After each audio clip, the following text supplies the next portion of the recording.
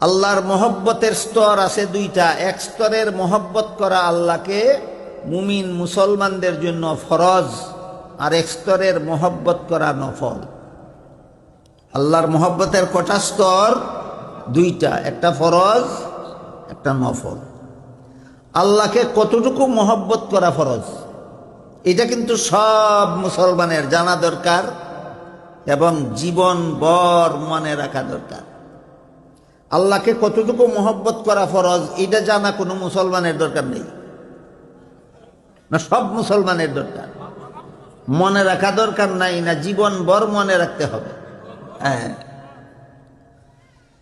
ইসলামের যে সমস্ত আমল, ধর্মের যে সমস্ত কাজকে জরুরিয়াতে দিন বলা হয়, তিন প্রকার আমলকে জরুরিয়াতে দিন বলা হয়: ফরজ, ওয়াজিব, সুন্নতে মুআক্কাদা।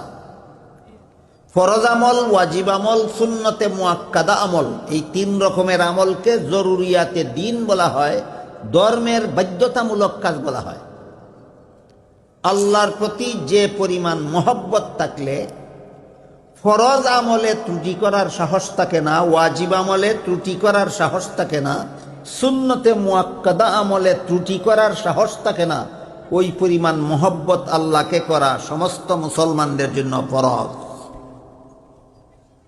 বুঝা থাকলে বলতে পারবেন, যেই মুসলমান পাঁচ বেলার ফরজ নামাজ পড়ার দরকারই মনে করে না, ফরজ মহব্বত আছে তার।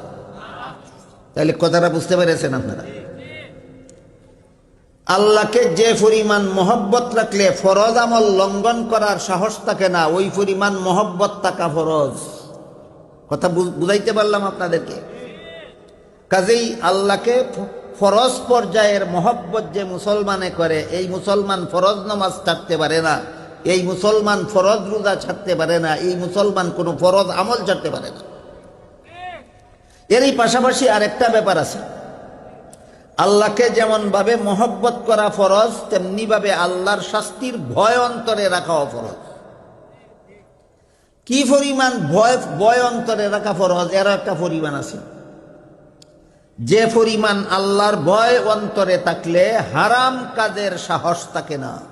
আল্লাহর মহব্বতের স্তর আছে দুইটা। এক স্তরের মহব্বত করা আল্লাহকে মুমিন মুসলমানদের জন্য ফরজ, আর এক স্তরের মহব্বত করা নফল। আল্লাহর মহব্বতের কটা স্তর? দুইটা, একটা ফরজ, একটা নফল। আল্লাহকে কতটুকু মহব্বত করা ফরজ, এটা কিন্তু সব মুসলমানের জানা দরকার এবং জীবন